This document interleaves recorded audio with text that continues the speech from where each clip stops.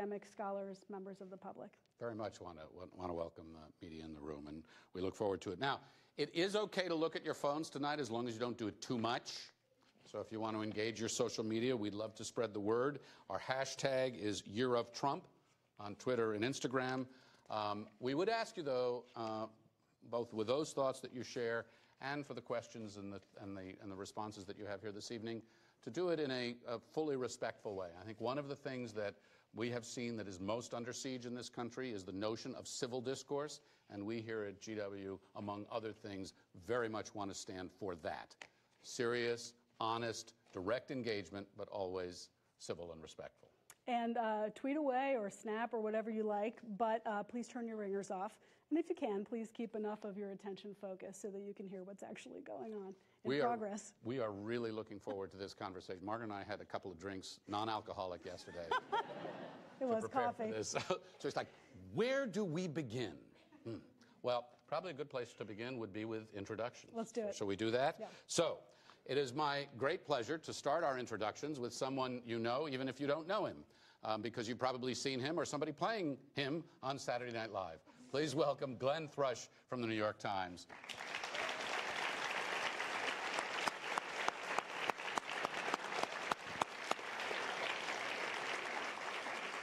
Kiss you?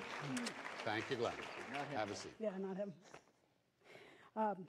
You also know our next guest from Fox News, and also because President Trump feels safe and comfortable with him, likes his questions, and likes to engage with him. So please welcome John Roberts from Fox.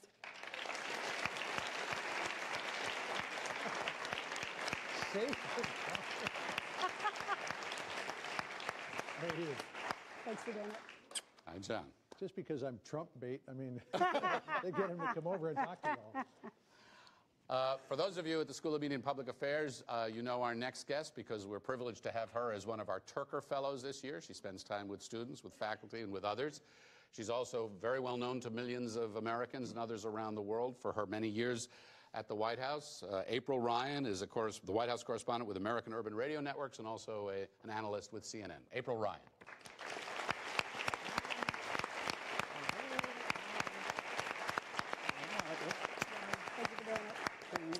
Hi, April. Do I get one too? Yes. Thank you. Our next panelist is the Vice President of the White House Correspondents Association. He will succeed me next summer, and also the Chief Washington and White House Correspondent for Yahoo, Olivier Knox.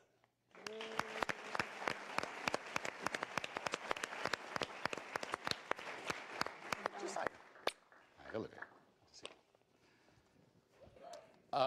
Do we have students in the room? How many students in the room? Raise your hand. Oh, look at that. Any political science majors in the room? Anybody studying politics? Anybody taking a course with political science? Okay, so this person needs no introduction, but we'll do it anyway. She is a professor of political science. She has written about the presidency, about Congress, about legislative gridlock. Her recent book, her next book, is on the Federal Reserve. Sarah Binder, Professor Sarah Binder.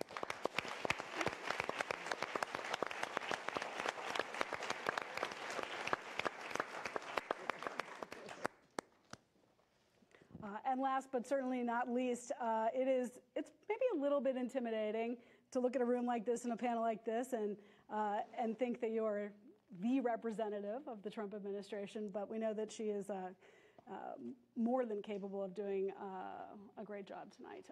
We really want to thank her very much for her participation tonight. Sarah Huckabee Sanders, the White House press secretary.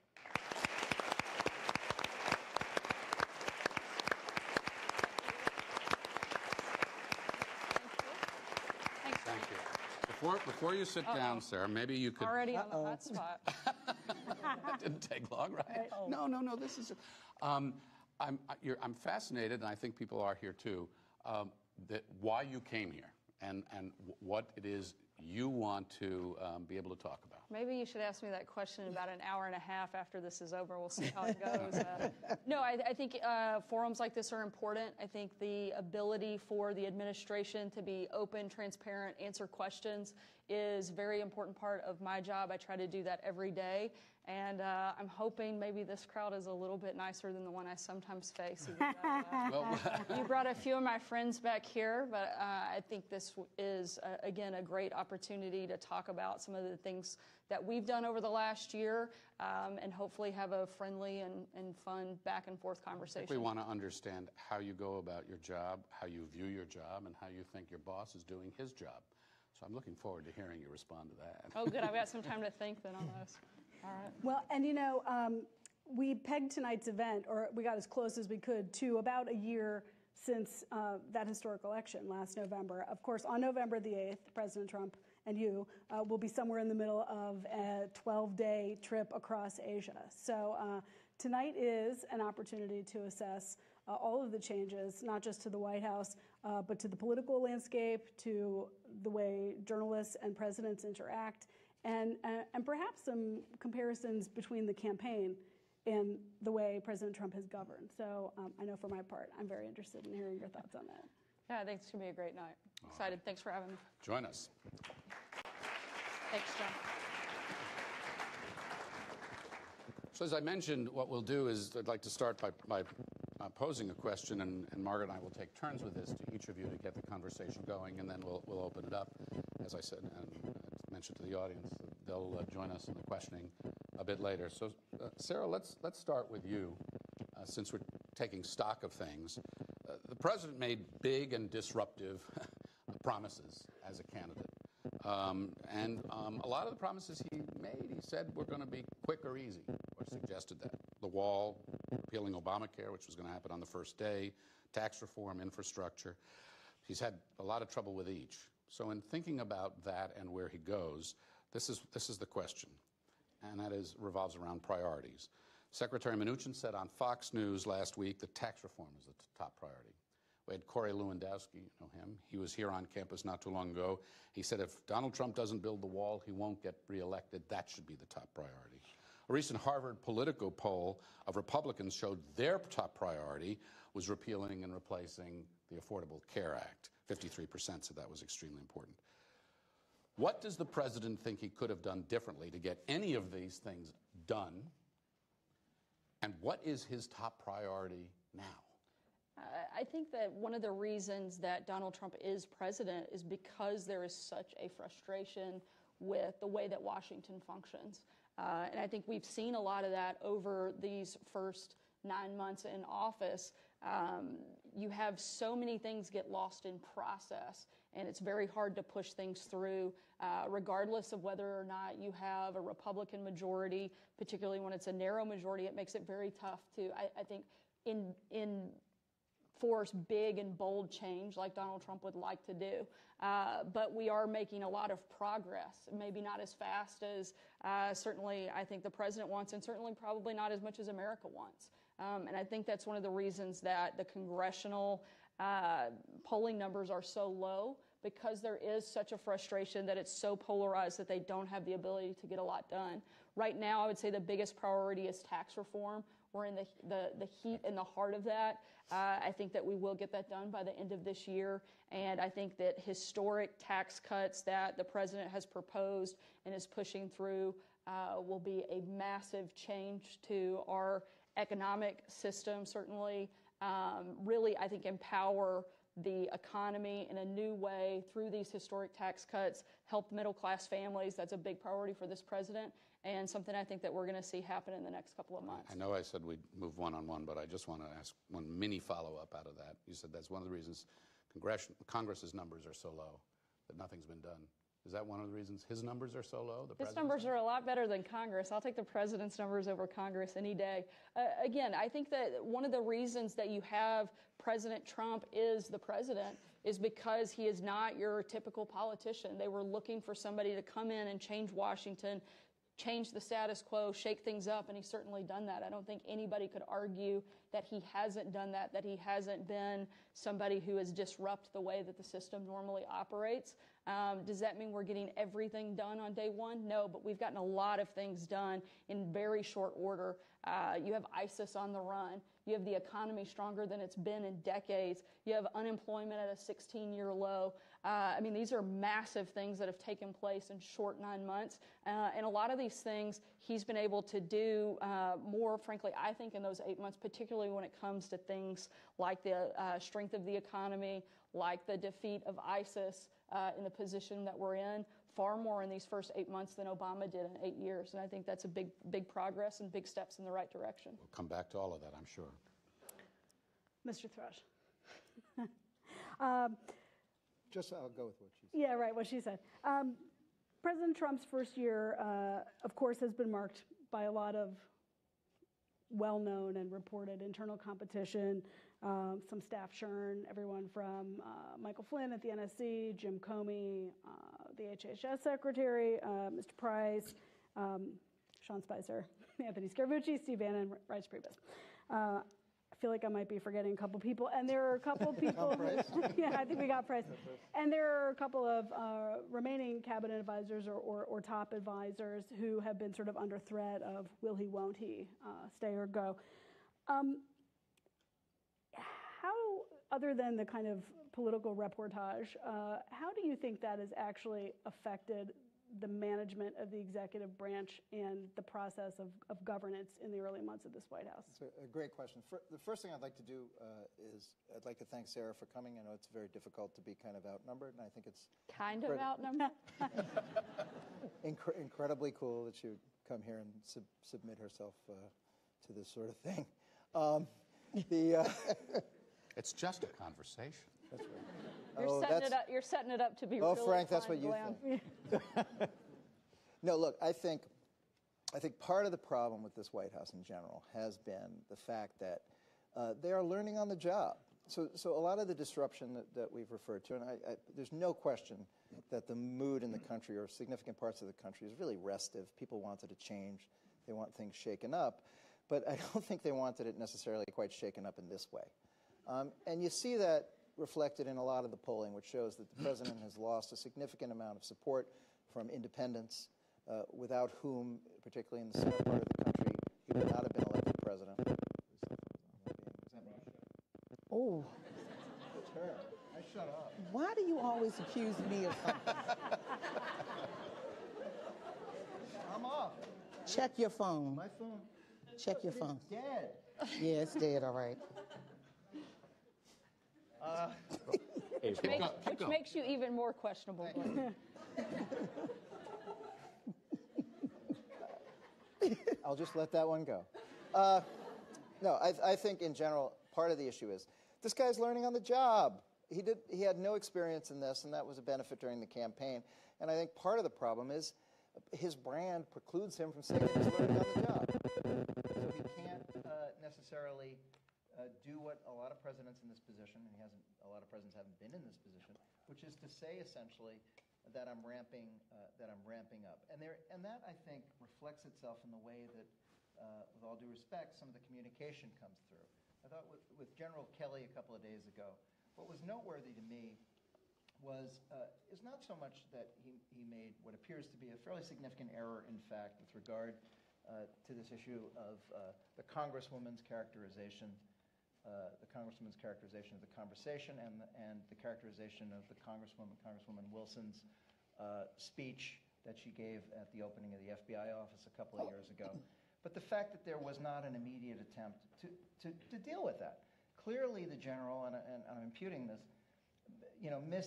misremembered to some extent. Perhaps he had a different impression of what occurred. That's a fairly easy matter of fact to clear up. But, and I won't name the senior administration official who said this to me, but very early on during the presidency, probably in February or March, I don't think I made an error in a story, but there was, I think, a failure to communicate. I didn't get someone to comment on deadline. And the senior administration called me up to complain about it. I said I would deal with it immediately online. And then I said to them, I'm really sorry about this. And then that person said something to me which was really telling. They said, "Don't apologize, it's a sign of weakness." I don't view apologizing or admitting error or admitting that you made a mistake, in fact, to be a sign of weakness. I view it to be a sign of strength. And I think in terms of the president and his approval ratings and his interactions with all these branches of government and the American people at large, that he would probably be doing himself a favor if he would admit, as everyone else around him is capable of seeing, that he is in fact learning on the job. Lot there. John Roberts, let's talk politics for a minute. Senator Bob Corker, Senator Luther Strange, Representative Charlie Dent, Dave Reichert, Representative Ileana Ross-Lehtinen have either announced their retirement or, in Strange's case, been defeated in a special primary race. The Breitbart boss and former advisor to President Trump, Steve Bannon, spoke of a season of war against the GOP establishment. What impact, from your perspective, and you've covered politics for a long time, you know this very, very well. That's not a joke about your age. Don't be offended. No. Just because I covered the first Roosevelt presidency doesn't make me Bully for you. older than you. Yes, that's it. What impact has this year of upheaval, do you think, had on the Republican Party and conservatism? I think that the ultimate effect of that remains to be seen. You know, Steve Bannon does really push a lot of alternate candidates going into the midterm elections.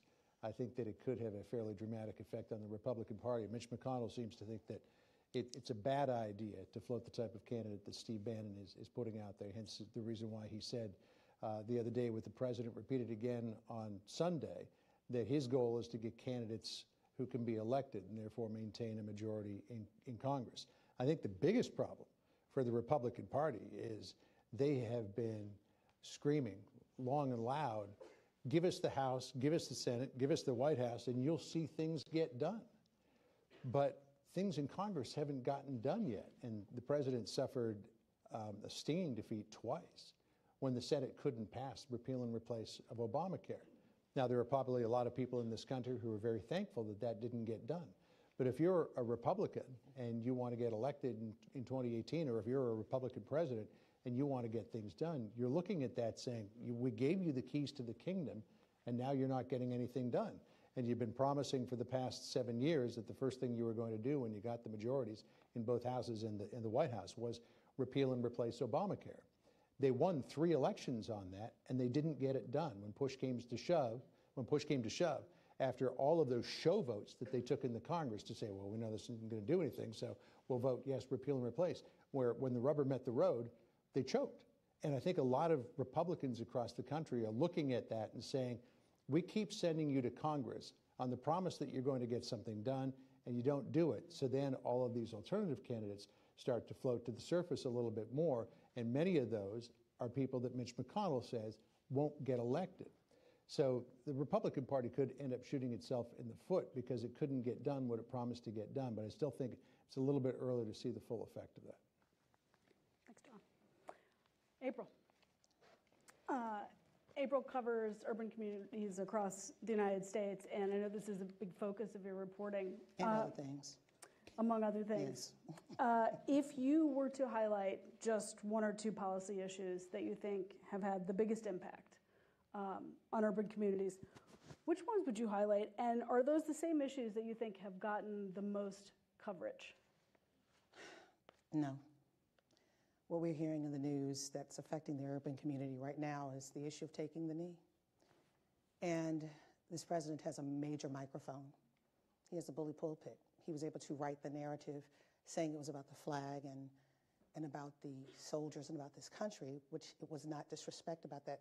Those who are taking the knee are challenging the system that has been a problem for a long time when it comes to police-involved shootings.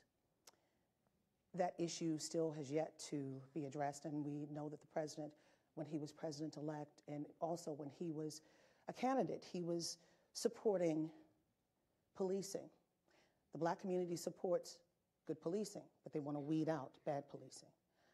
I think about when then candidate Trump was running for the Oval Office, and he was talking about an inner city fix. And then I fast forward to February when I asked him about that inner city fix.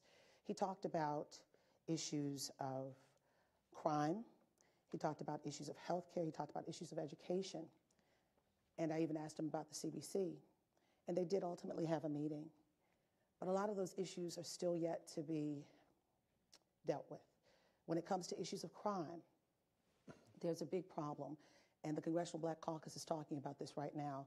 The Trump administration now is dealing with or in the midst of working out this plan, which the CBC considers Hoover-esque, where if you are self-identifying or black identifying and protesting, they are now getting a file on you. You now have a file. And that's very Hoover-esque. So when it comes to the issues of education, let's talk about HBCUs. That still is floundering. There were 122 HBCUs now. There are 100 historically black colleges and universities. Many of those schools were formed. 9 of them right now celebrating 150 years.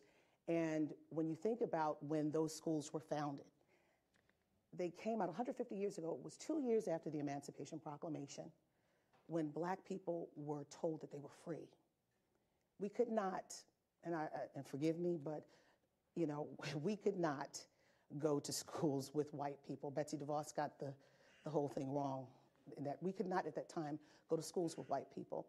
And for slaves to build brick by brick to educate their future, that was a lot. And then to play with this, or not play, but have it floundering. Many in the African American community are very upset about that, because that is one of the key pieces for African Americans to propel into the middle income status. So there are a lot of issues that are still on the table. I'm waiting and listening for some of that, for some of those issues to come around. Education, crime, we haven't really heard about the crime yet. And the Affordable Care Act, ACA. Yes, it has problems. ACA, the Affordable Care Act, better known as Obamacare, that Republicans gave to President Obama, and he embraced, saying, yes, Obama cares. The issue was trying to help the least of these with insurance. Yes, you had high deductibles. Yes, you had some issues. But there's a strong concern within the black community that with this new round of executive orders on what's to be done, it's going to affect the least of these. So when it comes to issues of urban America, the jury's still out, but it doesn't look good right now. If I could, I'd just like to jump in just to clarify something, particularly on HBCUs and education. President Trump has actually done more in terms of elevating HBCUs. He's moved that office back into the White House so that it's been empowered in a greater level, given a bigger platform instead of having it housed at the Department of Education. They have committed to the funding. There's no floundering on that part. And furthermore, on education, one of the things that I think is very helpful is the idea of school choice, which is very popular within urban communities because it allows students to move around. And he has been a champion for that, as has the Department of Education Secretary Betsy DeVos. So I think those are actually ways that we are taking bigger steps. But on HBCUs... And look, this wasn't a problem that was created overnight. We're not going to be able to fix it overnight. But we are taking very big steps in the right direction to move that ball forward and to empower those communities and to do more and kind of open up that conversation. So if I may, the HBCU presidents, which I've talked to, I polled many of them. They were told that when they came in February, at the end of February, they were told by Steve Bannon that give us a list of what you want.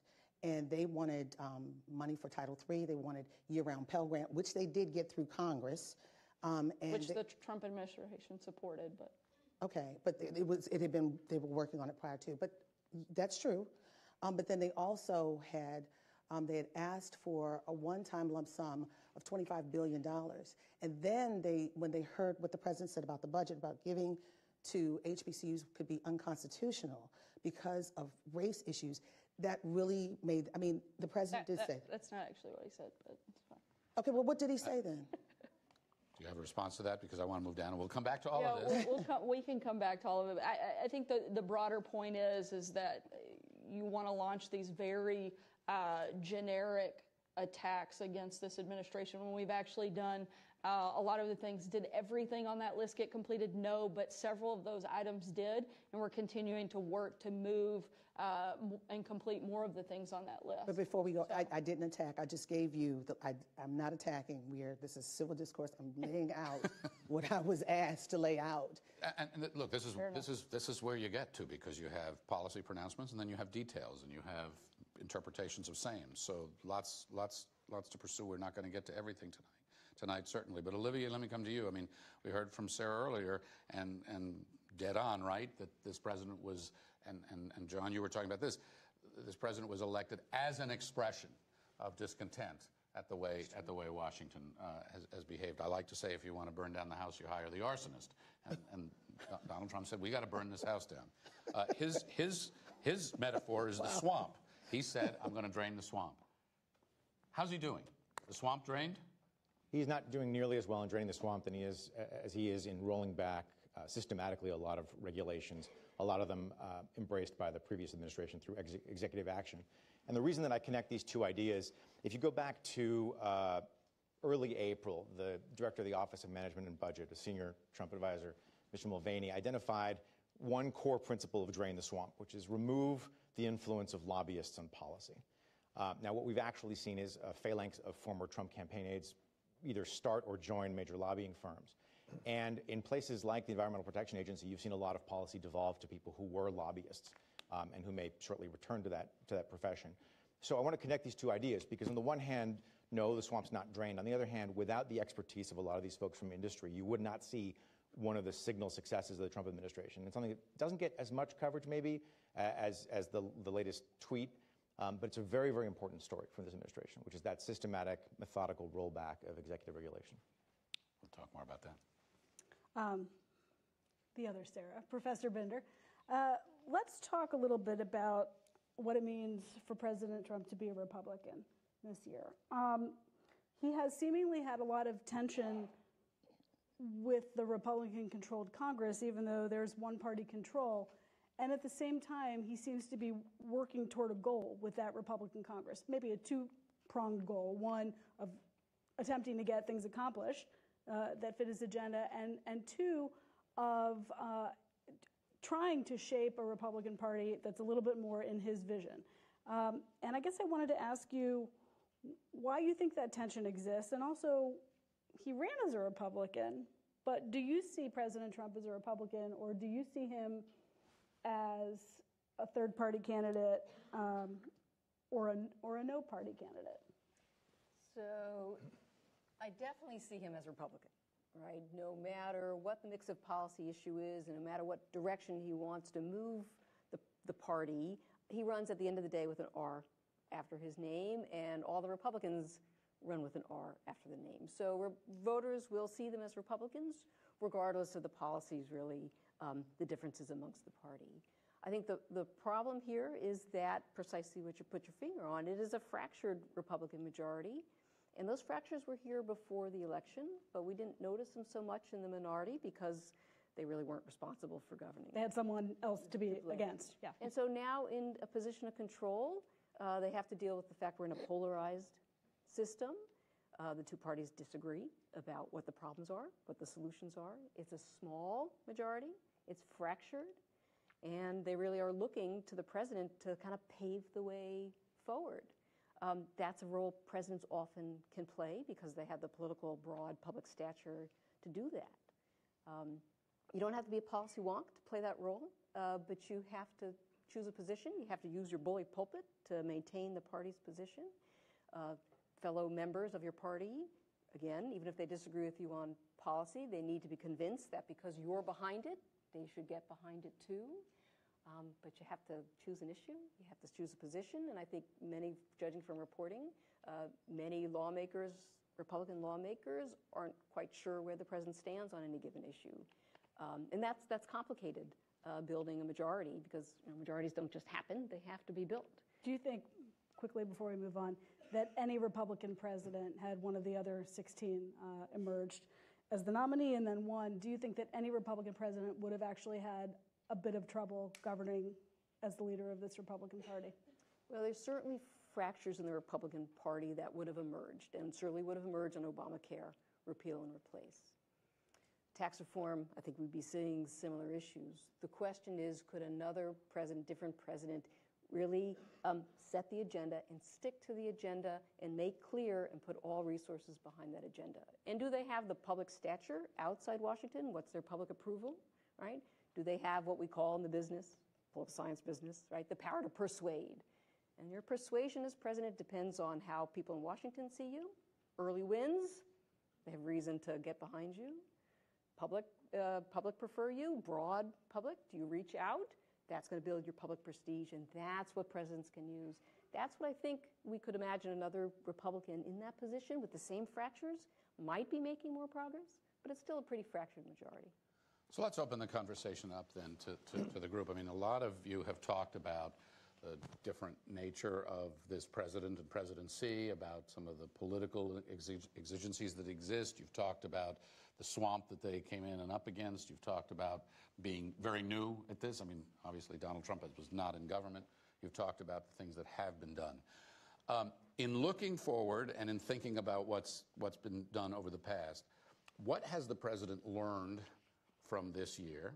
How do you see him taking those lessons and applying them to be, frankly, more effective at getting some of these things done that haven't been done, broadening his base as opposed to merely playing to his base? And to all, how would you assess some of what you have seen and what needs to play out? Sarah, why don't you start with that?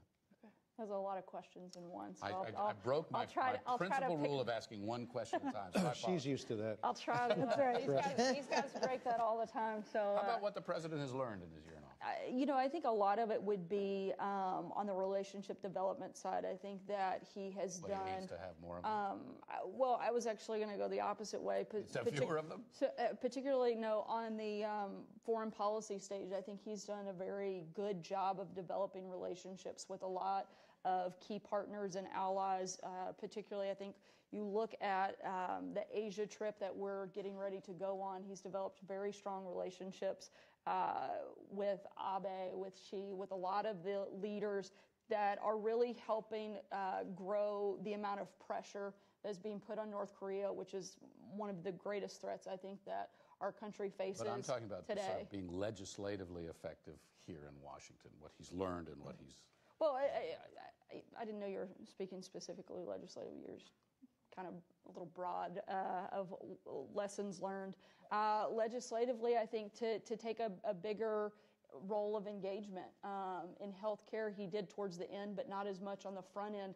And you're seeing that happen a lot more with the tax reform, tax cut plan that's being enacted, very much forward-leaning, far more engaged very early on, and kind of laying out the parameters and laying out the foundation of what he'd like to see in that plan, working directly with members of Congress to develop that plan, and then really helping drive that through to completion. And so I think that you look at kind of the process from healthcare to the process that is being put in place for the passage of tax cuts. I think those are pretty different approaches, and certainly we're already seeing, I think, more success already to date on the momentum and the forward progress on the tax cut. I think that the president has discovered over these last 9 months that he can't rely on members of his own party to get things done. And if he reaches out to the Democrats, he might get a couple of things done, but I think he has to be realistic in that they'll stick the knife in his back the moment they get the opportunity to on a number of different issues. The Democrats will? The Democrats. What about the Republicans? No, the Democrats stick him in the front. That's the difference. I mean, when you look at it, his real problems getting things done have come down to a handful of people. It's come down to Rand Paul, who continues to refuse to vote for anything that involves a dollar sign. You've got Susan Collins, who stands on principle. You've got John McCain, who stands on principle. And then Lisa Murkowski seems a little bit fungible, depending on whether or not she can get the process that she wants done. So it's really down to just a handful of people that are blocking him from getting done what he needs to get done in the Senate. But, you know, they're standing on their principles. I think Paul is standing on the principle of, I need to say this because if I want to get reelected, this is what I pledged to do my entire political life. And then the other ones probably could be convinced to do it if they're given the right set of parameters in order to become comfortable. Am I right or wrong? Possibly. I don't know if some of those are more principle and less, Posture. yeah. Posturing might be a better word. Sarah, the president tells us quite a bit how great things are. I want to hear from you the defining moments on the negative side. There are always positives and negatives with every presidency. The defining moments in these 9 months, and if you could give us a look into that, and also, is this week a defining moment in these 9 months for this president? Is this week a defining Yes, moment? as it relates to Niger. I would not say that this is the defining moment. I certainly think One of many or a defining moment. I wouldn't characterize it as that. I think the media would like for it to be. They want to create a narrative that I don't necessarily agree with. And I think that there is certainly a desire to make this into a situation of kind of an attack point on the president. I don't necessarily agree with that process at all. I think in terms of the negative, I think the biggest negative would be Congress's inability to do their job. It's their job to legislate. It's the president's job to be the executive, to lay out kind of the priorities, the principles, help drive those, use the bully pulpit, which he has done. I think, to John's point, you've got a few people that are holding up, I think, a lot of progress. And to me, that would be the greatest negative, is Congress's inability to step up and do their job, particularly members that have been campaigning on a lot of these things over the last 7 years, some of them even longer, and now they have an opportunity to really step up and do some big things, and I hope they'll take it. Will there be an apology this week? How about how he's used the bully pulpit? Well, look, I think, hey, I'm not averse to beating up on Congress here. I think it's a pretty fair thing to do. But we are talking about a presidency in the first 9 months that has not functioned as a normal presidency. We see just hundreds of positions unfilled. I think all you have to really look at to understand what has happened was the president's policy page on his campaign website, which you can continue to look at, and it will say 401, or was it 404 error, or an empty page. There was not a lot of policy. The president did not release anywhere near the sort of specific policy proposals that I would say, I would venture to say I didn't look at every single website, but probably any candidate in the entire race or any candidate in any recent race. There was not a policy focus by the president at all. And our reporting has shown exhaustively, particularly on the healthcare debate, that he was uninformed about basic facts about the healthcare system in this country.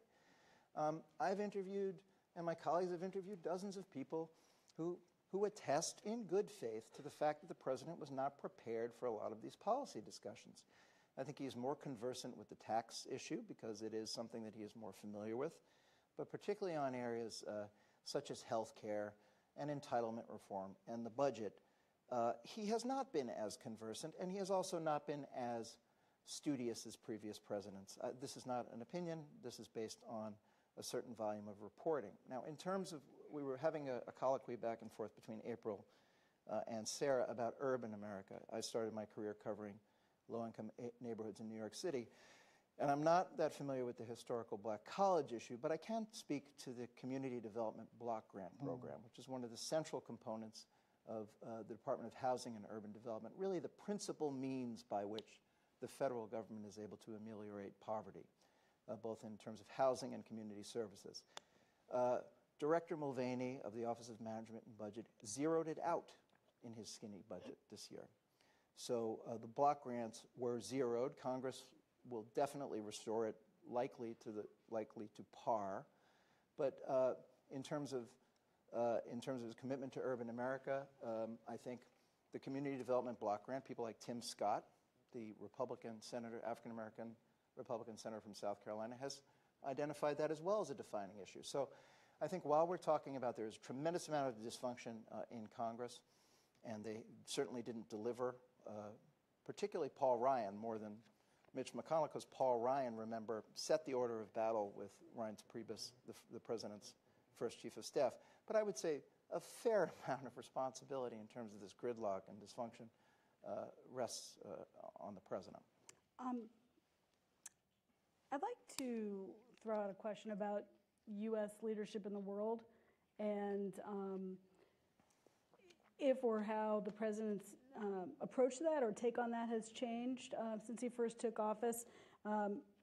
We could be talking about global pacts, Paris or whatever. We could also be talking about his both interest and instinct for engaging with foreign leaders, some allies that he's made, some testing of boundaries that he's done. And I want to start with Sarah, but jump it around That to seems to be the anybody thing. else. Always start with me.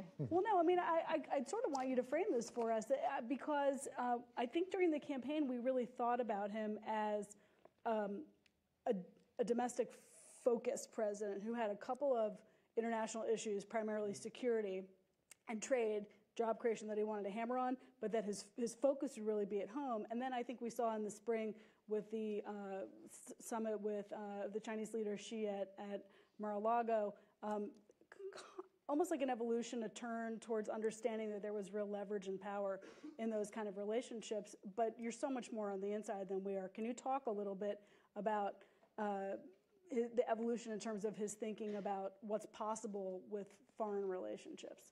I think ultimately there are a lot of different kind of aspects to the foreign relationships. One that you mentioned, trade. The president's very focused on making sure that the trade deals that we have are good deals for American workers. I think he very strongly feels that in the past, a lot of the deals have benefited other countries over the American worker. And so he's really tried to put an emphasis in negotiations to make sure that whatever trade deals we have in place benefit that worker. One of the other big places, I think, is putting pressure on countries like North Korea. And I think he's really done a great job of developing relationships and strengthening existing relationships that we have with allies and partners like South Korea, like China, like Japan, to really help put additional pressure on North Korea. That's been, I think, a very big focal point. You've seen him step up with more comprehensive plans to address Afghanistan and Iran, not just looking at like one aspect, but working interagency process and with a number of stakeholders to really bring about a more holistic approach to deal with places like Afghanistan and Iran instead of just looking at individual issues. That first trip, I believe a couple of you may have been on, his first foreign trip, that was very historic moment in Saudi Arabia and the speech that he gave to, I believe it was like 68 Muslim majority countries, bringing a lot of those individuals in to really talk about working together to combat terrorism. That was a historic moment, something that had not been done before. And I think a lot of that was a big kind of transition point for the administration, and certainly a big PowerPoint of the first few months of him being in office was that speech and that moment, and the collective countries coming together to really, for the first time, say we're going to work together and we're going to look for ways to defeat terrorism. And that, I think, is probably certainly a major moment in his presidency up until this point. Jumping around the room, I mean, Russia has not been that, first of all, for a number of reasons. But also, it seems to me that just what to do with those relationships, how far to take them, and kind of for what purpose is still something that he's testing and trying to figure out. Yeah, remember, it's a two-way street. It's not just President Trump defining these relationships. These other leaders are trying to define them as well. And so back in March, I talked to folks at about 12 embassies in D.C., major allies from all around the world. And the most consistent thing I heard back was, look, yeah, we can get Defense Secretary Mattis on the phone. Sure, we can get all these other people on the phone, but at the end, and we have a really good conversation about what to do in Afghanistan. And at the very end of the call, they say, on the other hand, the president hasn't weighed in, so And that's been that's changing a little bit now, because what's happening now is the president's committed himself to courses of action that are not easily reversed. We're not talking about a tweet. We're talking about committing new troops to Afghanistan. We're not talking about a tweet. We're talking about this really complicated puzzle with North Korea. And so allies, and I would guess, though I haven't spoken to them, adversaries, are taking a different measure of this president at this point. Also in part because this White House is not as chaotic as it used to be. I mean, it's night and day between January 20th and today on every front. Or even June 20th, really. Right, Yeah. sure. There's still some issues, though. But Why don't you? But I think that would be actually very interesting, and I'd like to ask you to share some of your impressions with the audience, both on how you see and how you reported that the White House is being run, and also on the relationship between the media, the press, and the White House, because that was also very contentious for a period of time. Well, I think it's think changed so. I'm immensely kidding. since Sarah took over. we all skip through the daisies and watch the butterflies every day, so don't hold on. we? No, Olivier is right. Hold on a second. Olivier's I right. thought this might get this. This White House does work a lot better than it was in the early Listen, here's an example, okay? Here's a big contrast between the Sean Spicer era and the Sarah Sanders era.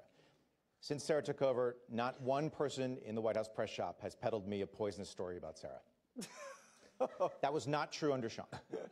What happened when under? I can't even describe the kind of garbage that they were peddling to, I think, a lot of us on this panel about Sean, really personal stuff, trying to undermine him. That has not happened under Sarah. And so credit to you, I think, for that. But it operates very, very differently. Margaret, has the relationship with the press improved? If I can ask you and put you on the spot as the Bloomberg correspondent and White House Correspondent Association president? It's the relationship is certainly different, and I think part of it is that Sarah's approach has been to let the president approach the media as he instinctively wants to, but that there is a difference between the president's relationship with the media and the White House staff's relationship, the White House press staff's relationship with the media. I mean, you tell me if you think that's fair or not, but the temperature is certainly down. They're always, look, I mean, just for everyone who's in the audience and not in our briefing room every day, in the opening months of the administration, the show that you would see during the briefings made it seem like it was completely antagonistic and on fire at all times, and burning and smoke and people running around. It's because it was. Well, but in fact, although there was no actual smoke. I don't. There's no actual smoke. Although it was certainly more chaotic than it is now, the press was still absolutely always from the beginning of the administration in the motorcades, in the briefing room. There was a time when there weren't briefings, but for the most part there were briefings. People had access to go into lower and upper press to ask questions. It was. I know. I'm trying to figure out this question. It was certainly more confrontational. Are we going to have to argue with you more than we do with Sarah? Stop it. No, let me say this. Yes. Sarah goes to that, and Sarah comes to that podium, and I mean, we've had our little back and forth, but I don't, you know, it's. I think I'm winning her over. No, you're not. But anyway, no. I mean, no. You clearly, when Sean left, you picked up the mantle and you charged in. And I understand as a woman in that role, and who you work for, you have to come out and show you take no prisoners. You do that, and I mean, it's a friendly adversarial relationship. But when you don't like something, you make it known. And I'm not. Why? Don't give me the eye up here. I should do that. Is that not? I mean, I'm not saying, but I'm not.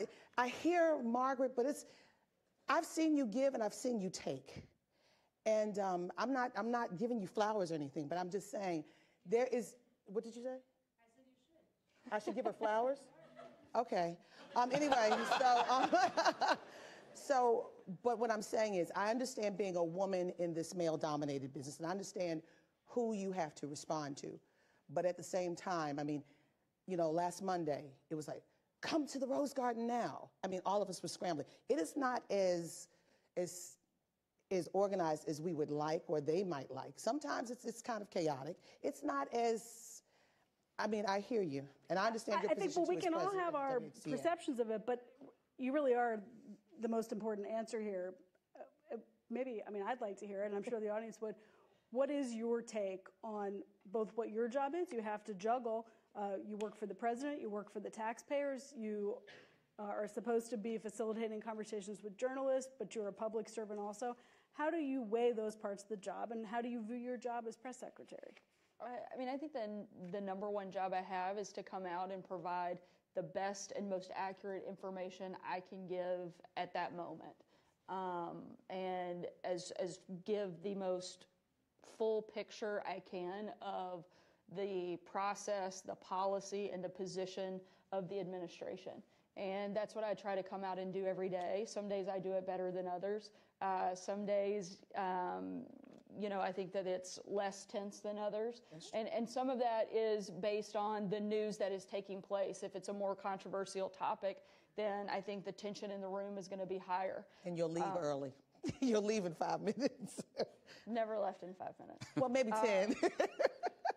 I think that the biggest thing, too, that people may not see is regardless of whether or not, I may be at the podium for 20 or 25 minutes, I'm in the office for 15 hours in the day. And a lot of the individuals here, they may not ask their question in the briefing room, but I talk to them on the phone, by email. John stalks outside of my office a good couple of hours every day, making sure stalks you? that, sometimes it kind of feels that way. Watch that, John. Harmless stalking. Yeah. But Informational I think stalking. that the point is that we provide information in a number of ways, and sometimes that's through the press briefing.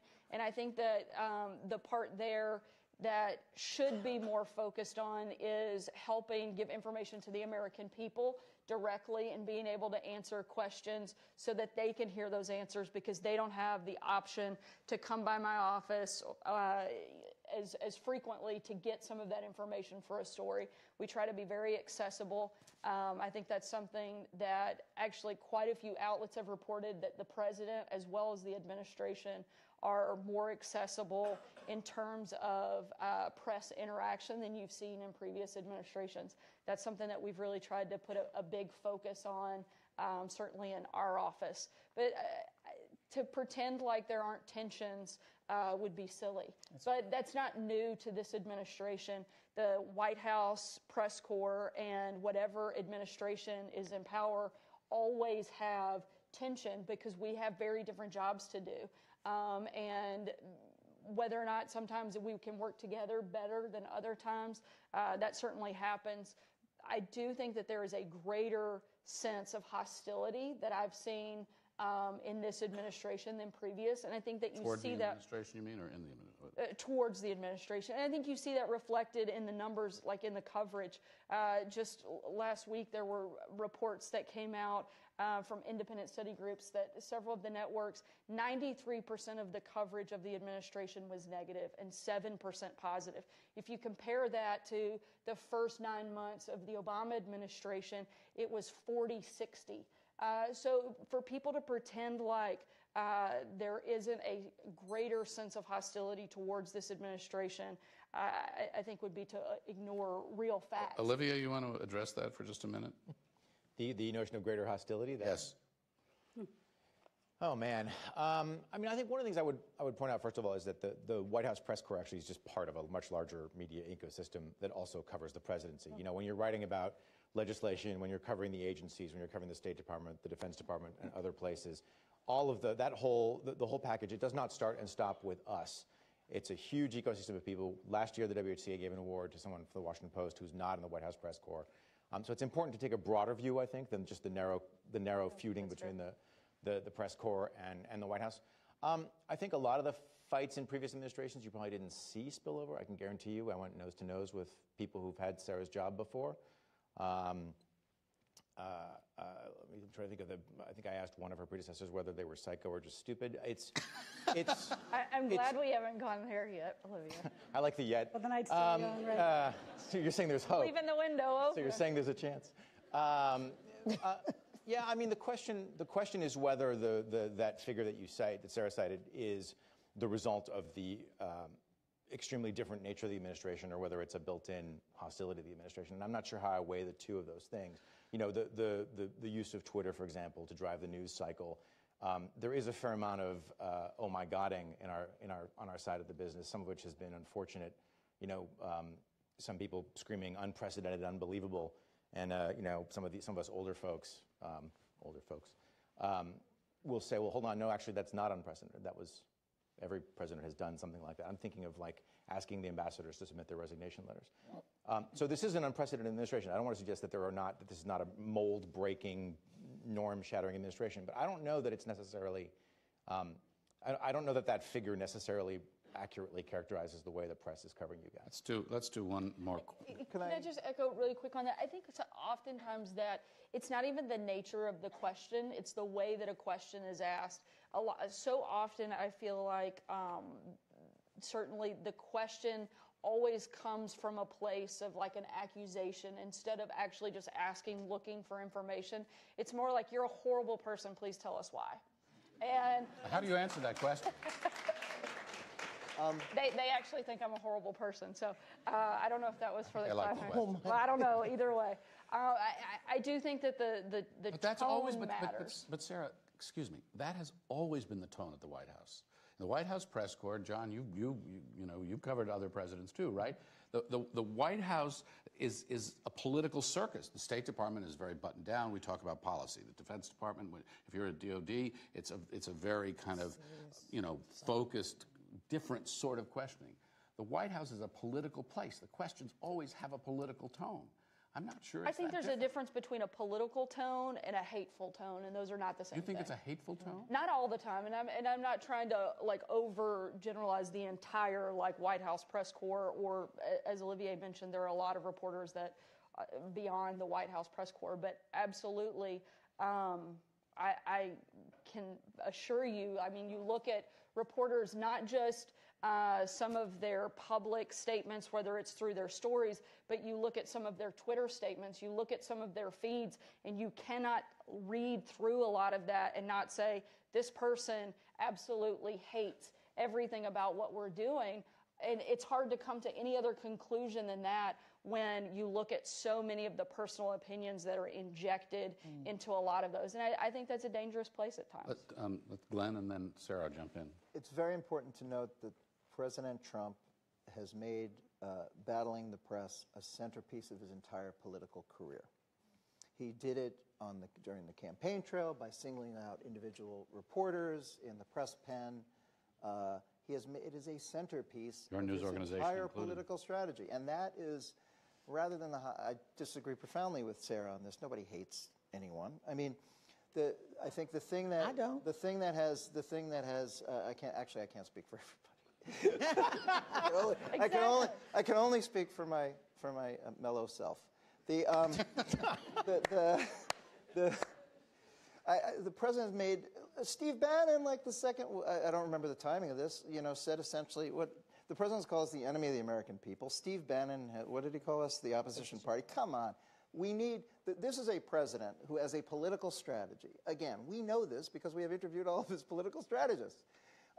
Because of his high negative ratings, which were present during the campaign, north of 50%, unprecedented numbers for a major party candidate, his strategy actually, as a presidential candidate, was to raise the negative of his opponent, which is entirely intuitive and totally smart, and by the way, genius. Worked.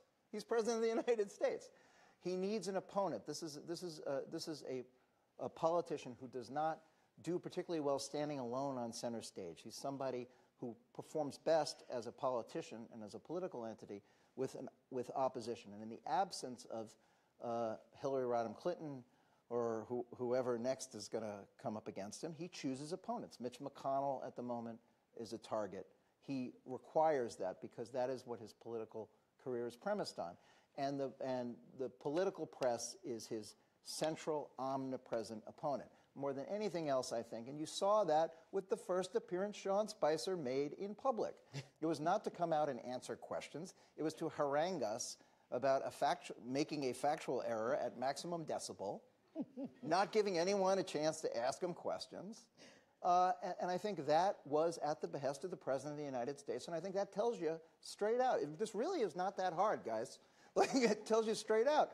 Just take Sean at his initial word. I think in Sarah's, in praise of Sarah and the way that she has handled the briefing room, I give her incredibly high marks for lowering the temperature and engendering an environment of mutual respect. I also think Hope Hicks, the communications director, has also played a really productive role with regard to that. But I think This is, again, emanating from the president's political strategy and his attitude towards the press. Sarah, you're our political scientist. Take a step back.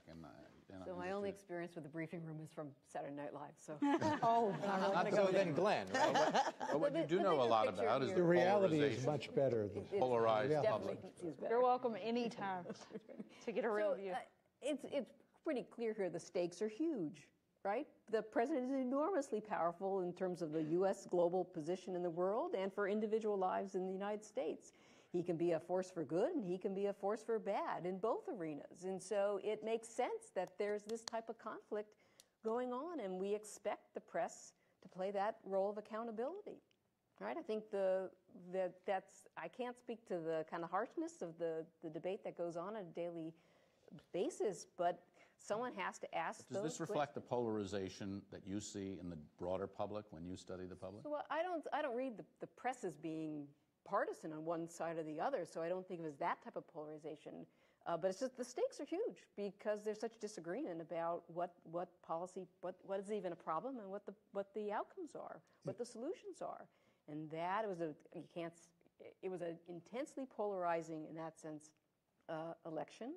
A lot of big claims made and a lot of promises made, and I think it's the role of the press to try to hold the White House accountable for what progress is being made. You know, the president, as Glenn says, has effectively used the press as a foil, as an opponent of the opposition party, whatever you want to say. But also he has tapped in doing that to a very deep well of resentment among many people in this country that they do believe that the press is biased against all Republicans, that if you're a liberal, everything you say is truth, and if you're a Republican, everything you say is a lie. I remember when I was with CBS years ago at, I think it was George Bush's second inauguration in 2004, Trent Lott came up to me and as a representative of CBS at the time, and he said, "You people don't know what's going on in my part of America. You tell what's going on in the two coasts and you ignore the center part of the country. And one of these days, that attitude is going to come home to roost." And it took a while, but it came home to roost in 2016 because I went to so many campaign events in so many little towns and big towns across America. And when President Trump singled out the media, he had the entire room with him. And it got to the point where I became worried that perhaps some people were going to become violent against members of the press, which is just something that should never happen in this country. We see that in dictatorships, we see that in autocracies, in places of the world that are very, very dark corners. And that should never happen in the United States of America. And I think a couple of times, Sarah, I think, you know, with all due respect, he went too far in what he did. But he does reflect a very deep-seated resentment among millions of people in this country for the press. In a couple of minutes, we are going to move to the question and answer section of tonight. I wanted to circle back to an answer I started to give before you panned me earlier, which was the question was whether things had changed. And I think the temperature that you bring to the debate certainly has changed since the opening months of the administration, but that the vim and vigor with which President Trump continues to often greet me in the morning by Twitter has not. Personally? I mean, it feels personal. So it has intensified, or at least remained steady. And I think for many of us, we're constantly weighing whether or not to respond, right, talk about that, write about it. Is it bait? Is it a distraction? Or is it important to kind of defend the principles of what we do? And, you know, for me, I've been a journalist for a quarter of a century. I work, I know, it's funny because I'm only 30, so I don't know how that happened. But say 25 years, it sounds less. Right. I work really hard at getting it right and being fair and listening to all sides of the story. And nobody likes to be attacked when they care a lot about being perceived as being fair and open-minded and working hard and being factual.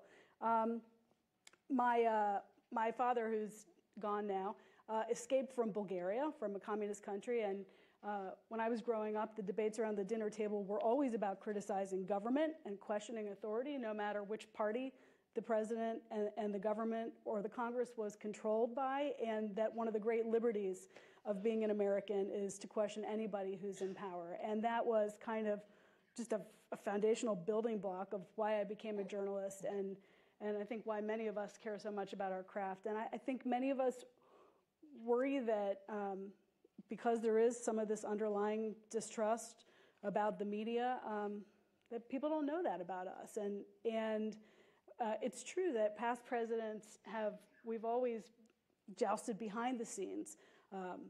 But in public, the message has almost always been about, even though I hate these guys, what they do is really important and it's a great part of America. And because we don't hear that as much, I think we worry about some of the long-term costs of this. I think that goes both ways, though. I think that there is certainly, I've never been attacked more, questioned more. I mean, I was called a liar by a major network in an official statement. I've been called outrageous things on air, and it goes unquestioned. There's no pushback. And that's time and time again to administration officials, the president. So I think that there has to be an appreciation, too, for our side, that we're working hard, that we're putting in hours, we're doing the very best we can to represent the administration as well. And I think that's often overlooked. Does the president appreciate the right and the need to question authority? Absolutely. Does he want to be questioned?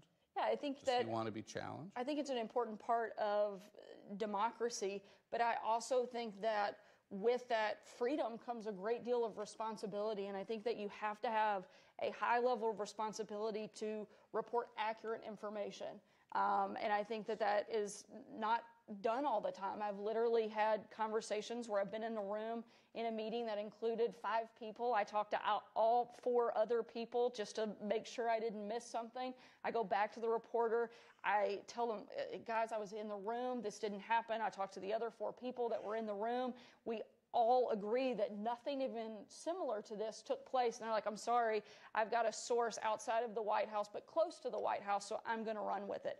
We can't compete against that. And I think that there's a real disservice on both sides. And we've actually, we had a meeting today in our office to do push for things that come from the administration and particularly from the press office to be on the record. Because I think it's hard for us to argue that we want you guys to have on-record sources if we're not going on the record. Now, sometimes there's going to be process stuff that isn't necessarily an on-the-record, but if it's particularly a policy initiative and things like that, that should be on the record from us. So you're saying there will be more on the record from you?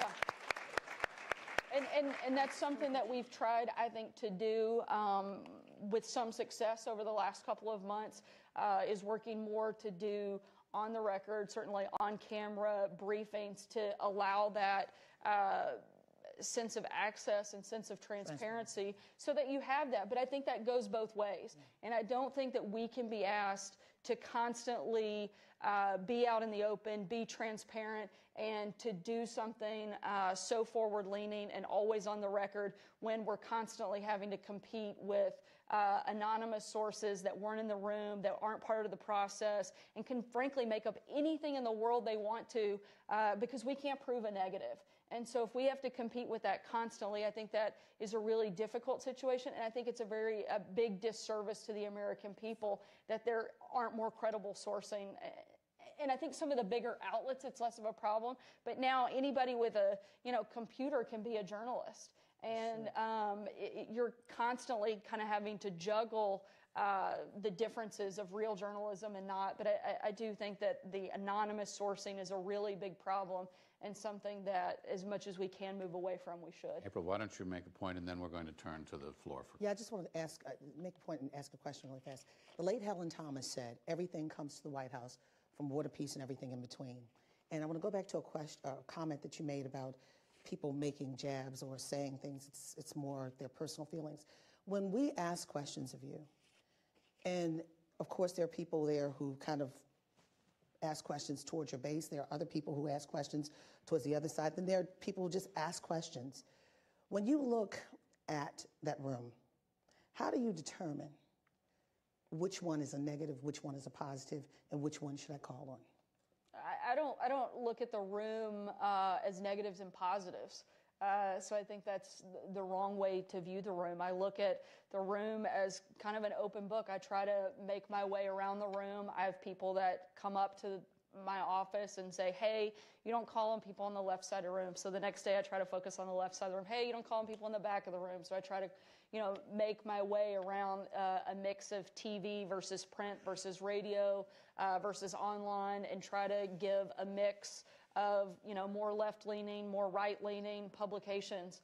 I don't think that anyone can say I don't take tough questions. I call on a mix of everyone. I don't look at the room as negatives and positives, but as kind of an open floor space to, everything is fair game. And I do the very best job I can to call on a variety of people and make sure that I give fair and updated and accurate information as much as I can. Who do you go to when you're looking for an escape hatch? You can guess. John Roberts. John Roberts. No, it's definitely not John Roberts. We don't want to name names here. No, I'm not going to. I see. Okay. Nobody's watching. Dana Perino. Go Dana Perino used to say whenever she got trapped, she'd go to somebody who she knew would ask about the WTO. That's only kind of funny because, as in my former iteration as the White House correspondent for Agence France-Presse, I was one of the people that Ari Fleischer would go to when he got in trouble on a domestic story. He'd look around the room, and if Goyle wasn't around, he's calling names. They're calling names. He would point to me because he was going to get an Iran story, or he was going to get a question about the European Union, or he was going to get a question about U.S.-Japan relations. So he knew he could get out of trouble on a domestic story by going to me. So I feel kind of keenly my brethren in the sideline community. So I think we should come to the floor now. We promised that, and we've got a few hands up already. I think we got mics moving around. Okay, a lot of them. Why don't we come right down here? Why don't you move out to the aisle? Yeah, and you hang on to the mic for him. No, right? He's standing. All right. Let me ask you. I was going to say, just let me ask you a favor. Keep your questions to questions, not speeches. Keep them as short as you can. And we will not have everybody answer everything and move it around here so we can get to as many of these things as possible. If you're comfortable introducing yourself, please do. That'd be great.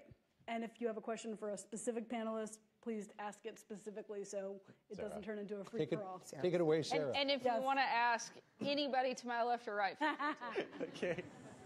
Sarah. Thank you so much. My name is Tudor Mihailescu. I'm a visiting scholar at TENS MPA. I work on U.S. presidential speech writing. In the last 30 years, the White House has developed an institutionalized process that allows different departments to have a say in and check for accuracy the statement that U.S. president makes. And that's because every word that the president speaks has an impact all over the world. And it's also because these feedback loops allow the different departments within the White House to actually resolve any outstanding policy issues before the public statements are made. So what is your question? So my question, President Trump seems to be circumventing this mechanism a bit through his tweets. So my question to the press secretary is, how should foreign governments and institutional partners and even the wider public relate to President Trump's tweets? Are they public statements that the entire administration can stand behind, or are they personal views of the individual Donald Trump? And the question for the other members of the panel is, how do you relate to President Trump's tweets? Is it one or the other? Thank you. They're public statements by the president. I think that it's an important tool that he has the ability to speak directly to the American people. You don't always have to like it or agree with it, but I think that there is something really unique about this president in the fact that he does talk directly to the American people. It doesn't come through a filter of any of these individuals or even myself, but it's a direct line of communication, and it's a way for him to tell America and the rest of the world exactly where he is on a particular issue or topic at any given moment. And I think that's something that, frankly, people should be celebrating, the idea that you have someone who is so candid and authentic because I think that's one of the reasons he became president. They wanted somebody who wasn't scripted every single minute of the day and who wasn't a programmed robot, but somebody that was very candid, very authentic, and would buck the system, and you get that in President Trump, and I think that's one of the ways that he does that. His tweets are official. I use them in my news stories. So there's certainly positive aspects to the tweets that you just said. There's a downside if you're a House or Senate Republican trying to negotiate, say, tax policy, right? There's a mantra on the Hill, nothing's agreed to until everything's agreed to. Go behind closed doors if you have to, negotiate a complex deal, and then release it, right? Because otherwise people will start picking at the different pieces once they hear, oh, he's going to do this, he's going to do this. By tweeting about the 401k, he took that off the agenda, right? Negotiators might have included that particular tax provision, but it upended the ability to maneuver. So there's a downside. There's an upside for sure, but there's a policy consequence. And my hunch is that hurts negotiators on a tax bill. But I think it does offer that extra layer of transparency, which I think America appreciates a lot more than closed-door meetings. They know exactly where the president is, and I think that certainly outweighs the negative on that front. But the challenge is the phrase that Sarah used, which is at any given moment, right? Because on Monday he might say China is not being helpful at all in North Korea, and on Tuesday he might say they've been great and wonderful and cooperative. And so one of the challenges for reporters is tracking those kinds of statements. You know, there's an old guitar soloist who was described as having a bumblebee in a jar, and you open the jar and the bumblebee goes around. And so there are some weeks where you're seeing these 180-degree shifts, or in some cases 360-degree shifts, by the president on Twitter, and those are very hard for us to sort of wrap our brains around and report. Because if you're, Tuesday he's angry with China, Wednesday he's fine. How do you process that as a reporter? We have never had minute to minute a bead onto a president's consciousness or mood or instinct the way we have now. That is certainly a historic development. Let's take a question from this side of the room if we can. Learning from Sarah. See, it's not as easy as it looks, is it? Yes, that's right. We have a lot of options. Okay, second row, woman. Yes, stand. Woman. She has to introduce herself. I know. You woman, stand. Hi, I opened my phone. Hold on. I'm Katie Abagazale. I'm a student at GW. So there's a continuing notion that President Trump has more sensational headlines overshadow other news, such as the NFL debacle overshadowing Hurricane Maria and North Korea. So as members of the press, how do you address this claim, and how do you pick the stories to cover? Okay, great. We just cover it all. I mean, that's the only way to do it. When you're drinking from a fire hose, you get a very big mop and a very big sponge, and you try to digest it all. Clearly, though, this is a president who has a background in reality television. He is a very controversial figure and has been for his entire life. And so the controversies do tend to rise to the surface a little bit. And I took special note the other day when I was the pool correspondent for the Oval Office pool spray with Governor Rosselló of Puerto Rico.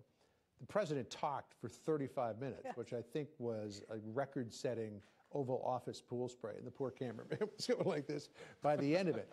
But he really wanted to talk about Puerto Rico. And I think the reason why he wanted to talk about Puerto Rico, because there was some sensitivities on the part of the president that maybe he needed to get the story out there a little more against the opposition of how he believes that this administration has responded to Puerto Rico. So being a person born, forged in the crucible of controversy, the controversies are always going to rise to the surface unless they're war with North Korea, which might possibly trump the NFL. But it's just the heat is what heat rises, and that's the way it is with this guy. He loves the NFL story. It's great. He's told people, we've reported, other people reported, that it's good base politics. It's also just intuitively what he's into. He tried to own an NFL franchise. He had a USFL franchise. It's very much on his mind. And it's part of it's part of sort of the cultural milieu in which he exists. So as with a lot of things, and Sarah can totally talk about this too, is with the president, it typically works on 4 or 5 different levels. It doesn't tend to do anything for one particular reason. It tends to be a combination of the political, the personal, and what's in the news at the moment. Not to be Debbie Downer here, but there's a policy consequence for his legislative agenda. I think, and that's part of the difficulty for Republicans in advancing it. It's tough to stick to message. And Rex Tillerson, when, for instance, you get undercut in negotiations with the Chinese and the North Koreans. I think too, there's an obsession with the media. They'd far more rather talk about. They sit up here and no offense to any of you guys, but you act like you'd love to talk about policy. You have the platform. You're very able to steer the conversation to more substantive policy conversation, to talk about legislative things. There are a lot of big things that have taken place in the administration that have gotten virtually zero coverage. When it comes to the economy, the stock market is at an all-time high. Unemployment at a 16-year low, ISIS on the run, the Supreme Court justice nomination. There are some major things, deregulation at an unprecedented rate, over nearly 1,000 regulations that have cut back, that have allowed a lot of the companies that are creating jobs, the growth that has taken place. That doesn't get talked about. And if you look at the polling, too, of what Americans actually care about, it is economy, it is jobs, it is national security. If you look at what the media covers, it is palace intrigue. It's who likes who today. It's whether this person is friends with this person. It's very rarely on the substantive policy issue, particularly more so on the TV front, which drives a lot of the other coverage that other outlets write about. And so I think it's great for us to act like it's all driven by the White House's inability to push things. We're getting a lot of things done. We're making a lot of progress. But frankly, I don't think the media wants to talk about it very often. Sarah, on April 6th, 2017, I remember that because it was my birthday. Happy belated birthday. Thank you very much. I sat in the Oval Office. Better late than never. That's really nice. Thank you. I sat in the Oval Office with the president and my colleague Maggie Haberman, and we asked the president some serious questions about infrastructure, and he immediately turned the conversation to Bill O'Reilly. And then he went on to Susan Rice talking about unmasking. We really had to chase him around in terms of the conversation, to bring it back to infrastructure. He didn't want to talk about infrastructure, and he didn't have a lot of specifics when we pressed him on specifics. So I wasn't part of that meeting, so I'm not going to. But I'm not going to comment on that. But if you look at the activity of the White House day to day, particularly, I mean, today you have a foreign leader visit, you have a Medal of Honor award ceremony, and those things got far less coverage just today alone. And those are big things. But Sarah, those are major moments. That's always the case. And I'm not saying that it's different. So the question really is, the president has the bully pulpit. The president, through the message discipline that Sarah's talking about and others have talked about, has the capacity to set the agenda, to set the frame of a story. And so doesn't it go both ways? I mean, isn't it also something that you and your boss should be mindful of? If you want more policy coverage, you want more substance coverage, you can contribute to that. And I think we do every single day through speeches, through events at the White House, through the activity that we're doing. But Sarah, let me ask you this. I mean, today was great. I mean, typically the medal ceremony would be like one of the highest pieces. But when you have a president who goes out on Twitter and refutes what a Gold Star widow says, that's news. And it's unfortunate that the nation is gripped in that, but that's news. I think that whole process is, frankly, unfortunate. I think it is appalling that we have focused more on the process instead of the people. I think it is a real sad moment when we're focused far more on the process of what time a call was placed versus the fact that there was loss of military soldiers and that there were individuals that were killed in action. We should be talking about the heroes. We should be talking about their lives, and that hasn't been the focus. But there are congressional leaders now calling for an apology. Will there be an apology? I'm sorry? There are congressional leaders like Congressman Elijah Cummings, the African American, the Congressional Black Caucus, the women of the Congressional Black Caucus are calling for an apology from the Chief of Staff, General Kelly. Will there be an apology? I don't think that General Kelly was wrong, and therefore I don't think he should offer an apology. So where did he get that information then? he was there, and this wasn't, everyone wants to narrow this down to a 9-minute speech. This was something that took place over the course of the day, and you have two different accounts, and I think General Kelly gave one of the most heartfelt, raw, and emotional accounts that anyone could give. And I think he has a lot of credibility on this topic and a lot of credibility in general, given the life of service that he has lived. And I take him at his word, and I don't have anything further to add beyond that. But it was about the discrediting of Wilson. That's what they're looking for an apology for. And again, I think that the account that he's given reflects what he saw that day. And I think he has, again, the highest level of integrity, and I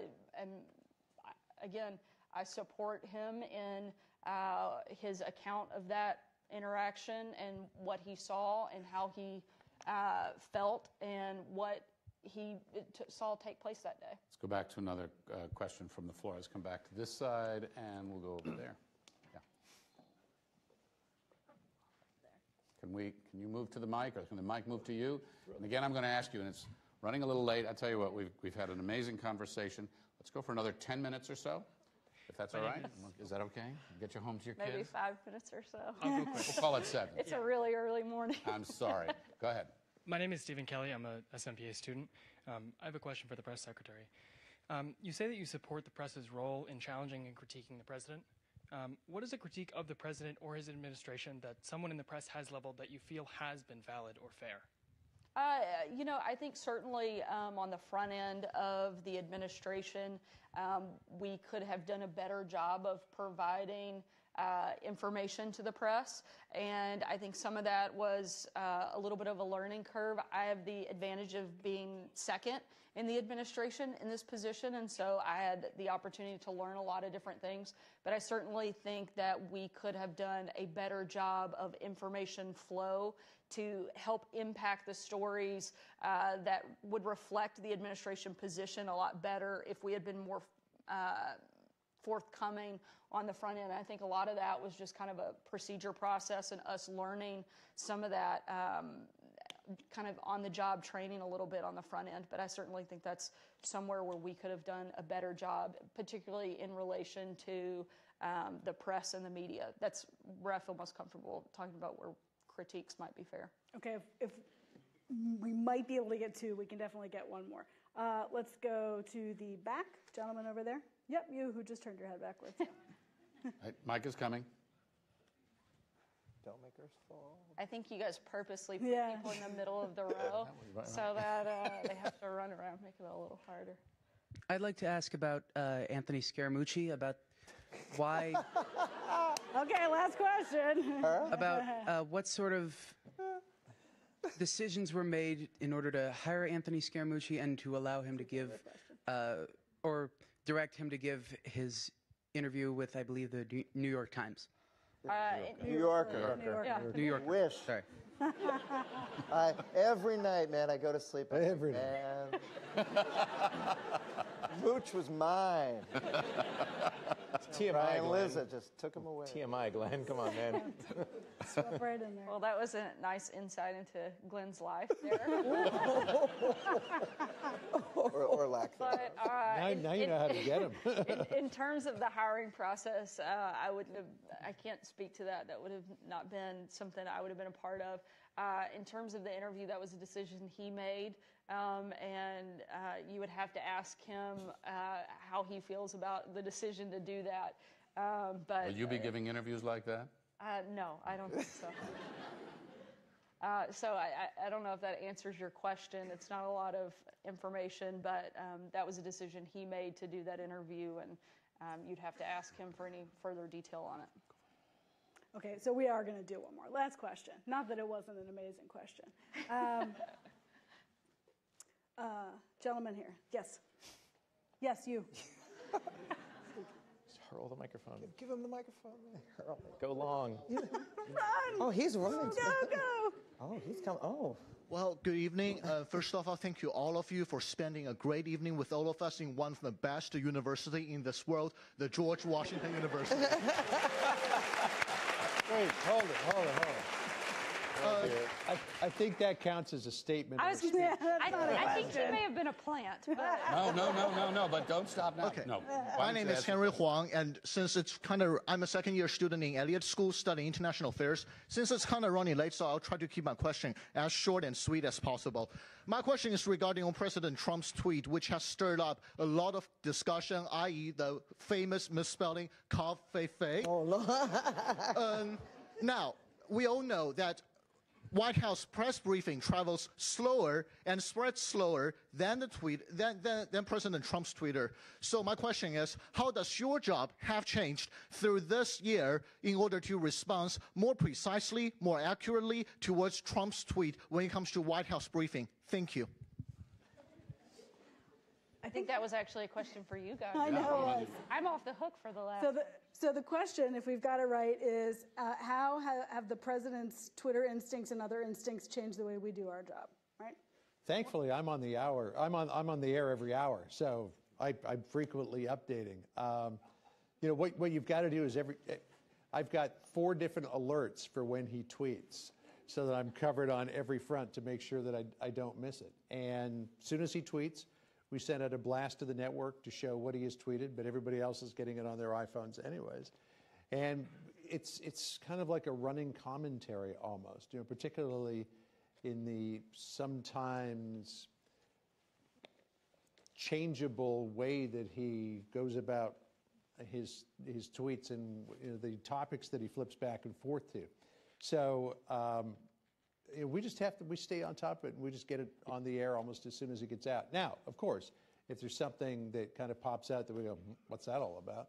Then we make the call to Sarah to get some confirmation here of what the president's What is cafefe, right? Exactly like that. Yeah, exactly. like what is cafefe? He gave a fascinating interview just the other day on your network, right? Yeah. On your business network. Saying, and he said, I wouldn't be president if, I might not be president. He also said something. I watch it and I tweet right then. He also said something that was interesting too. Remember, who saw the movie Broadcast News? Remember when Albert Brooks is talking about the leadership qualities of Muammar Gaddafi, and he picks up the phone when William Hurt is on the air, and he says, blah, blah, blah, blah, blah, blah, blah. And William Hurt says it right back. And he says, I say it in here, and it comes out there.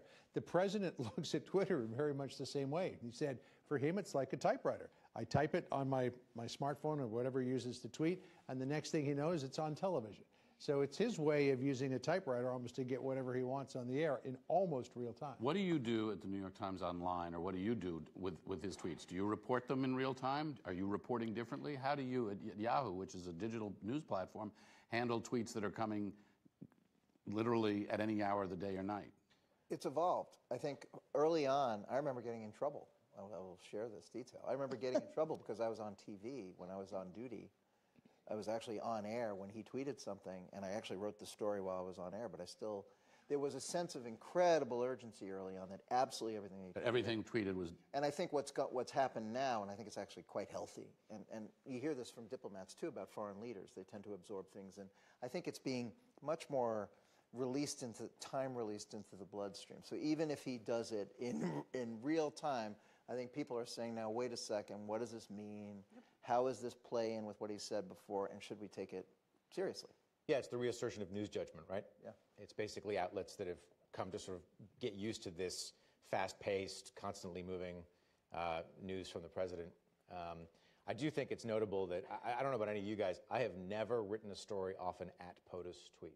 They're all from @RealDonaldTrump, right? Yeah. Mm-hmm. Yeah. I don't know across the media, I don't know that anyone's Want to explain the distinction? Yeah, so @POTUS is the official presidential Twitter account, and @RealDonaldTrump is what the president's really thinking. And it's funny to me to see that, because we used to get mad when the Obama folks announced stuff on Twitter, and that seems like a quaint time, almost as quaint, and John will remember this, almost as quaint as when we were all in a tizzy because President George W. Bush walked out of the Rose Garden holding Bernie Goldberg's bias under his arm, and that was considered, an incredible attack on the Fourth Estate. Reassertion of news judgment has been very important. Does this fit into a story we currently have, and therefore do we add, later the president, and I love this phrase, took to Twitter to say X. I do have, on some issues, right of first refusal. So on North Korea stuff and foreign policy in general, I can sort of, come in and say, don't, or I will. or go ahead. Sarah Binder, can I turn to you? You know, thinking of this again as a political scientist, do these things that you're hearing, how does this change political discourse, the way political discourse has taken place, and the power of the bully pulpit, which you know well and have studied? Well, I think one thing from my vantage is always from the Hill, right? One thing we always say is our 535 members, they can't possibly coordinate, right? And they look to the White House for a single message. So the tweets kind of fragments attention. And I think that's different than what we're used to coming from a White House. Tweets can be good for discourse, and they can be bad for discourse. So I think it's pretty widespread effect. One of the differences in recent months, I guess, has been that in the initial going, because this is all so new, literally every tweet that he issued made it on the air in some form. Now it's only the ones that are like really that get on the air now. And there are still a lot of those. I think as we wrap up, we would like to try to give Sarah some parting words. I just first quickly want to go back to the issue that Olivia raises about at POTUS versus at real Donald Trump. And it raises a question or a theme that we're going to need a whole other panel to talk about, which are some of the changes that we've seen in these past 9 months, permanent changes to the political landscape, what it means to be president, the interaction of the president with the public and the press, forever. Is the landscape change in American politics, or some of these specific to Donald Trump, or to Donald Trump term 1, or to Donald Trump year 1? And that, I think, number 1 remains to be seen, and number 2 probably is a whole other panel. The WHCA always likes to try to do educational panels throughout the year. This year we are going to be making an effort to do more than normal and to try to get out to some other parts of the country. So we hope whether you're in this room or watching on TV or live stream that you will stay in touch with us. After we go home tonight, we all still have email, and we really would. And Twitter. And Twitter. And would love to hear from you. Well, your Twitter so is dormant. You're just taking a break for now. But anyhow, and we do really very much want to thank you for your time and give you the floor for a couple minutes. I won't even take a couple minutes. I just want to say thank you for inviting me, allowing me to come, and certainly for, I think, a very open and positive back and forth. And so I appreciate the opportunity to come and answer questions. And I think that it means, since I took questions from most of the panel, that I don't have to take questions from them tomorrow. Great, that means you're not going to be calling on them. No. Good luck. Guys, you're out of luck. Panel blackout. Raise my hand. You Raise just my have to hand talk to tomorrow. those anonymous sources. In all seriousness, I really do appreciate the opportunity, and certainly I think the opportunity that you guys don't get to see, but that the back and forth that we have on the daily basis with not just the folks up here, but I see quite a few other White House reporters in the room. And I do think that that is an important relationship, and one that I hope that we can continue to improve and look for better ways for both of us to do our jobs, which I think is to get information to the American people. And that's to get accurate and informative information to the American people. And I think the more that we can work together to do that, I think the better off we're all going to be. And so, again, I appreciate the opportunity and look forward to continuing to do this more, and certainly taking more questions from these guys. Well, I hope you will come out. I would like to thank the White House Correspondents Association and all the folks up on stage. You work monstrously long days. I know you're going to be back super early in the morning, and you actually have a family to get back to tonight. But I think that conversations like this are really important, and this is an unusual one because usually you're across the podium from one another. And for us to have an opportunity to engage a conversation about how this works, about some of the issues, for you to hear some of the concerns expressed by people here, as you do all the time, and take some of the questions from the floor is gigantically important. We at this university, and with our students and with our faculty who are doing the research and others, try very hard to understand this process. There's a lot of talking about the First Amendment and what it means. We study it here, and we study it here because it is a pillar, a cornerstone of what we are all about. You are, all of you, on that front row. You are shaping history, and I think that we all very much appreciate the conversation here. I think we also look to you to have this respectful but adversarial relationship with one another. The questioning of authority that you talked about is what this is all about. Holding you to account is their job, and you should hold them to account. We should be held to account for what we in journalism do and write and get wrong. And that's one of the reasons, John, to your point, that the public has so little confidence in the media right now, because they don't see that level of accountability as a two-way street. So a very healthy thing. Many thanks to all of you for being here this evening. Thanks to our audience on C-SPAN and our live stream audience for joining us. And again, thank you so much for your time and being so generous with what is your most precious commodity, which is your time. So thanks. Absolutely. Thanks.